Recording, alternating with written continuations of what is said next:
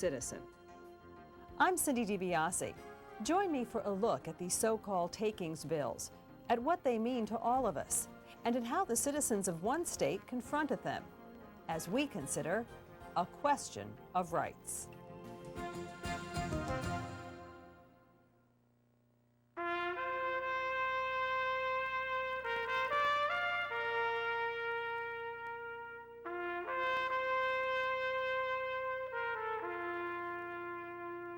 The right to own private property is a basic American freedom. A freedom guaranteed by the Constitution itself. The so-called Takings Clause of the Fifth Amendment actually prohibits the government from taking private property without paying for it. But in Arizona and countless other places, that constitutional guarantee has been twisted into proposals that benefit the rich at the expense of ordinary citizens. By redefining the idea of a constitutional taking, these proposals threaten protections of health, safety, and natural resources that we all take for granted. Well, the Constitution guarantees that if the government builds a road through your property or floods it with a dam, you have to be paid.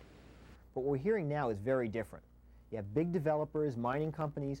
They're claiming that any sort of law that limits the use of property to protect neighbors and the public is a taking. What they're saying is, let us do anything we want or pay us not to. That's not what the Constitution says. That unregulated right to property use may sound attractive in the abstract, but think for a moment of how your rights would be affected if neighboring properties could be used without restrictions. What we're talking about is protection of property rights in the broadest sense.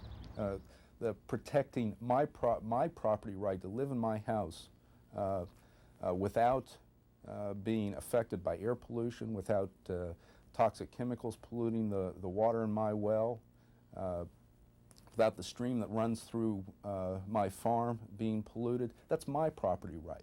Other people have their property rights, but they don't have a right to harm me. They don't have a right to harm their neighbors, and they certainly shouldn't get paid in order to stop them from causing that harm. But under far-reaching proposals like Arizona's Proposition 300 and others that have surfaced across the nation, preventing harm to our health, safety, quality of life, and natural resources could become more costly than we can afford. In one type, the so-called compensation or payoff bills, taxpayers would be required to pay individuals or corporations every time regulations limited the financial return from private property. And that's regardless of the regulation's importance in protecting the public or neighboring properties. A second variation, known as assessment bills, would force governments to conduct lengthy and expensive studies of how new laws would affect individual property owners. It's promoted as a way of forcing government accountability. But a letter to Congress from 35 state attorneys general predicts a different result, warning of new bureaucracies, endless red tape, and huge costs, without any real benefit to the public. The public wants government to be more effective, more efficient, and less costly. These bills promise less efficiency, more delay, and higher cost. It's absolutely the wrong way for government to be moving. There aren't very many forms of health and safety and environmental regulation that don't cause a limitation on the use of one's property or someone to make less money in production, but they're necessary. If there was not an OSHA law, they would not be providing safety in the workplace. If we had no Clean Air Act, do you think that there would be a catalytic converter on the automobile reducing pollution? If there was no Safe Drinking Water Act, do you think that people would be drinking from their taps the quality of water that we have in the United States? Or that many of our streams would be fishable and swimmable? If we didn't have a Superfund law, we would not be able to clean up the thousands and thousands of uncontrolled, abandoned, hazardous waste sites in this country. There are over 38,000 sites that can affect any of us. They affect human health, they affect the environment. Clearly, Superfund was needed, and the current taking proposals could eradicate that. There are reasons why it is we have protection of private property rights now being enforced. There are reasons why we don't allow porn shops next to schools. There are reasons why we don't allow someone to pollute on their land that affects adjacent landowners. If these takings bills, as they're now being crafted by the extreme right and the congressional movement, are passed, we will no longer have the ability to protect Americans from polluting water, from polluting the air. We won't even protect the human rights and values of the American people. Get freedom here. I got a right to own a house. You haven't got no right to damage it. If you can mine that coal and not damage my house, well, I'll be sure. But if you can't, don't do it. Joseph Tarley knows all about the need for protection of his property. In 1986, the land beneath his Worthington, West Virginia home gave way, cracking the foundation of his house, weakening its walls, and breaking a gas line in his front yard. If that line would have broke in the basement instead of in the yard, you'd have killed my daughter and wife both. When it went, I had to go. My gas was broke, sewer was broke, gas was broke, power was off. And it was still creaking when we took stuff out of the house. You didn't know if it was going to fall clear off or not. As bad as Tarley had it, it was worse for his next-door neighbors. Damage to their home was so bad and came so suddenly that the family was forced to evacuate in the middle of the night. Their house remains abandoned today. I don't know how it stays up, but without the whole thing broke. It was broken this bad that night it broke. The problem was that these houses had literally been undermined. Operating from this now abandoned mine site, the M&J Coal Company had purchased mineral rights to a previously mined area beneath the Tarley's house and much of Worthington. But in trying to extract as much as possible of the coal that had been left behind, the company also removed parts of the few remaining rock pillars supporting the ground above. Not surprisingly, the ground eventually caved in, damaging the homes and a state highway and threatening lives. That led the federal government to step in, ordering a halt to mining under the houses. Although it had already earned a sizable profit, the company sued, seeking more than $2.3 million in damages. Its claim? That the government's efforts to protect the people and property of Worthington kept the company from making as much as it possibly could from its mineral rights, effectively taking its property. But the Court of Federal Claims didn't buy it. It ruled that while the company owned mining rights, it never had the right to threaten public health and safety. So the government's action was not a constitutional taking. But under radical new takings laws, the outcome could have been very different. That's because the payoff proposals would have reduced the case to a simple question. Could M&J have made even more money if it hadn't been stopped from undermining the homes? If the answer was yes, then taxpayers would have to pay up or allow M&J to resume its mining, regardless of the danger to the public. Proposed takings legislation would, in effect, require government compensation of this coal company. They could be and would be paid not to harm people like Mr. Tarley. And in my view, that's just shocking, and it will occur. Just how shocking it could get is hard to say, but the M&J Coal Company is only the beginning. Already, takings claims have been made against the Americans with Disabilities Act, against laws that limit the access of children to dial-a-porn services, You had anything to drink tonight? and even against police efforts to stop drunk driving.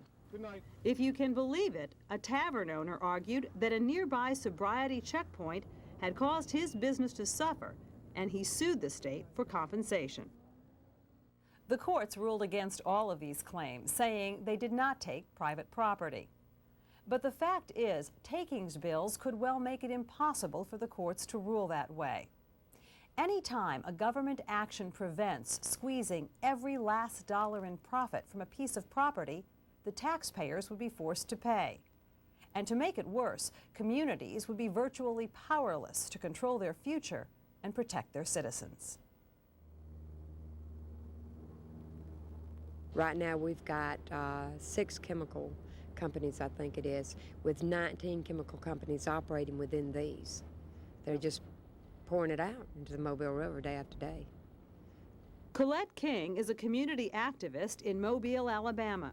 She fears takings bills could doom other communities to the dangers she and her family face from industrial pollution. There's something like 9, 10 Superfund sites in the state of Alabama today. We're home for 5 or 6 of them. We have the highest cancer rate in the state. There's a record number of birth defects. There's miscarriages. It means you don't have the property value you had. It means you go to bed at night worrying about your children.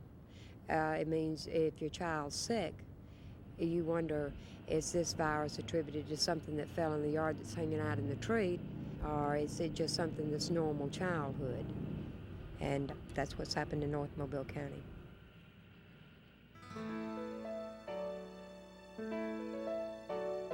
Across the bay from Mobile County lies Baldwin County. Still largely rural and undeveloped, it's seen none of the environmental damage that has afflicted Mobile. And Baldwin residents would like to keep it that way. It's a peaceful area, and it's a beautiful area, and this is why we're trying to protect it. And we would like to have it a place where we can live, a place where we can enjoy. And so it's about the quality of life. It's about the people who live in this area, who makes up this area very unique. Jim Watson is one of several county residents who want to protect their property and their quality of life from a legacy of toxic pollution. And they're doing something about it. Turning to the local zoning process for help, they've put forth a plan that would locate industrial development away from the county's border with the pristine Tensas River. What we're trying to do is not take anyone right away from what we're trying to do, let everyone have a fair shot at trying to help protect this area. It makes it possible that further on down the road, you and I can, our kids have a decent place to live and everything else that goes along with that. The proposal drew big crowds at public hearings throughout the district. While most residents saw the need for zoning, there was disagreement on the details and concern over distortion. Don't let everybody fool you with these plans that you can't have this or you can't have that. I've seen the plans for myself. These lies started out so big companies can come in here and take control of this land that we have here. For your own protection, I would like to advise you to vote on zoning. I would like to state that I do feel like we need zoning, but I am against this plan. I suggest that you get it, read the plan all the way through, and see what restrictions need to be taken out. They can take them out before we pass them. I'm representing the Alabama Power Company as a planning consultant, and I want to state that we're all for planning, we're all for zoning. It's just that we feel like the zoning can strike a balance between a place to work and a place to live. Take a look at what's happened over in Mobile. Ask yourself, there is no reason that you should have to face these questions. You can control your destiny and protect your community. You can do it by supporting this ordinance. Through the hearing process, the county worked toward a fair compromise, a zoning plan with regulations that protect quality of life in ways that work best for all residents. But across America, takings proposals, if enacted, would rob citizens of the right to make these decisions. The threat of mountains of red tape or staggering payoffs will make all governments, particularly local ones, hesitant to enact community protections like zoning, or even to undertake some basic public projects. Everything that I do as a commissioner affects people's properties in one way or another. Whether I choose to pave a road or I choose not to pave a road impacts one way or the other. It would devalue somebody's property if I chose not to pave that road. If I chose to pave it over someone else's, it's still a devaluation or an increase in value. So whatever I do as an elected official affects someone's property some way. And takings, to me, would bring government to a halt. It would not allow us to do our job effectively to create the proper infrastructure and to create jobs. My grandparents built this house. I'm raising my 4 children here. Now, but on Arizona television, ads promoting Proposition 300 gave a very different view of takings. They portrayed the average citizen as the bill's beneficiary, as needing protection from overregulation and government intrusion. Vote yes on 300. Paid for by Arizona. But required acknowledgments give some indication of who really benefits. And financial disclosure forms reveal that the Arizona campaign was largely financed by real estate interests, mining companies, and big agribusiness. Well, let's be real clear about it. It's the fat cats who are going to win. It's big corporations, those who are going to receive big profits from this. It's not the average American. This takings is all part and parcel of an attack on the entire regulatory structure. And so it's an attack on the labor movement. It's an attack on labor rights. It's an attack on pension issues. It's an attack on safety and health. And right across the board, what these people want to do is go back to the good old days, or their good old days, where they controlled the entire agenda, and the worker and the common person had no say. As it turned out, that message was heard loud and clear in Arizona. Though the measure slipped through the state legislature, the public forced a referendum. And citizens got involved. Our side came together because this threatened so many programs that the public really values. We had neighborhood associations, we had environmental groups, we had conservation groups, we had hunting and fishing groups, historic preservation, health associations like the Arizona Public Health Association, the Consumers Council, some of the retirement associations and groups in the state. A really wide coalition that just kept expanding. Aye, vote no on 300. As Election Day draws to a close, many of the coalition's volunteers join together to watch the returns come in. Their efforts are quickly rewarded. Despite the success of many politicians who favored Proposition 300, the measure itself is soundly defeated. It was a reconfirmation of what we all suspected, which was the public was going to see through the sham of what the other side was proposing. And the public saw that it would be expensive, that it was going to create more red tape, that it was going to create more bureaucracy, that it was going to damage the programs that they wanted to keep, and they spoke out clearly to protect the communities and the people in the state by a good margin. Proposition 300 marked the public's first vote on efforts to roll back community safeguards under the guise of protecting property rights. To those worried about takings bills in Congress and state legislatures, the outcome is an encouraging sign. I think that the American people will become engaged in this issue in a way that will say, stop the silliness coming out of Washington, D.C. Let's get back to the basics, and that's protecting my rights as an individual and the rights of my family and my community to live in a healthy and wholesome environment. The battle to protect those rights will be fought again and again, both in Washington and across the country. The key to winning is making sure that everyone knows what it's really about. Our property values, our health, our safety, our children's future. When it comes down to it, the question of takings really is a question of rights.